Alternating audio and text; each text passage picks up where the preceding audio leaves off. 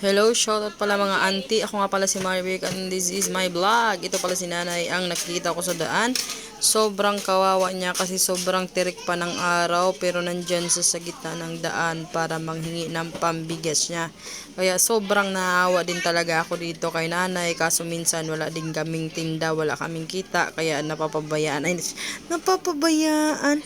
Thank you nga pala, panoorin niyo si nanay ha. Kung sad kayo, panoorin niyo lang si nanay para maging sad din kayo. Tawagin mo sa akin. Kaya gatsaga Kasi lang. sobrang init oh. Oo nga eh. Hindi kayo naiinitan. Naindan din ako kasi lang inano ko nga, wala akong pambili mo ng pagkain ko.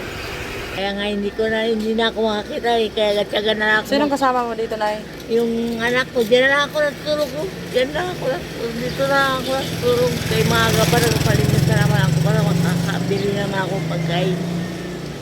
Yung anak ko galing sa Bohol. Paano ka magsaing? Hindi na ako nagsaing, bili na lang ako ng luto. Tapos, Paano yung pag binigyan ka ng bigas, paano ka magsaing? doon ko pinapasaing sa tiyahin ko. Tapos dinadala na ako ng kaninulam. Yan. Kasi lang ngayon wala pang, hindi pa ako nakaano sa kanya ng pangkay, wala pa akong pirang pambiling bigas.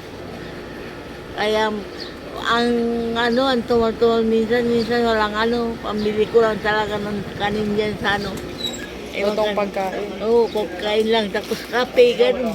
Ganun lang. Yan lang, ginanong ko na magtsaga-tsaga ako kay makakakumahan ako eh. Kaya hindi ako makauwi sa probinsya. Taga saan ka, Nay? Taga Palawan ako. Ilang taon ka na? Ako? 60 na, 1964 ako. Kailan birthday mo? February 4, 1964.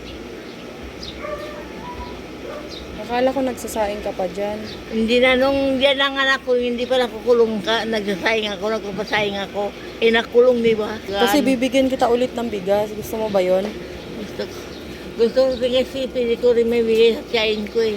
Para hindi na ako magbibigay ng pera. Tapos dinadala lang ako ng pagkain. Hindi naman sila nadadalhan ka talaga nila ng pagkain. Tangali, hapon. Tapos umaga, hindi na kasi kape na ako sa kape.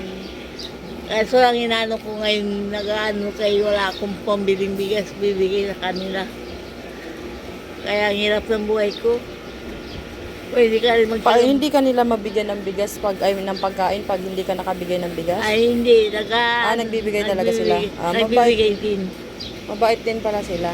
Matagal na ako kasi siyang ko eh.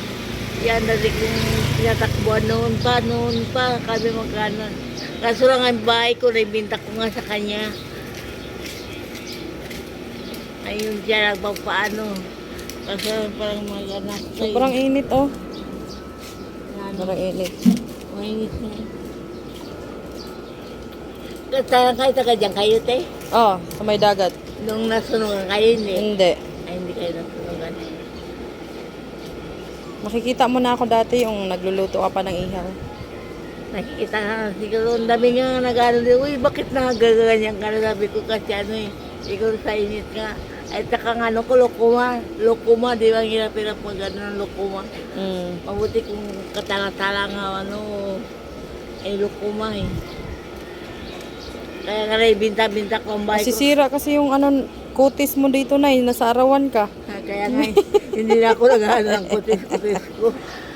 Hindi na ako nag-ano kung maigitim ako dyan, bahala na basta. Masira yung skin mo na, nagpa-araw ka. Dati, maputi ako no, di ba, no? Sabi na, ba, tagigibigin mo na ngayon. Sabi ko, ayan mo na yan. Masipag ka dati, diyan nga nagluluto ka ng ihaw. Dati kaya nga sabi ko, kung hindi pa ako na vlog, ituloy ko sa lang, ko na yung barbecue. Hello mga auntie, yan pala si nanay, ang isa natin sa na-sponsoran dati, sa ating sponsor na pinakamabait. Walang iba ang pinakamagandang Myla Batch ng England. Shoutout pala sa iyo. Thank you so much sa pag-sponsor. At follow na din si Myla Batch guys. Thank you.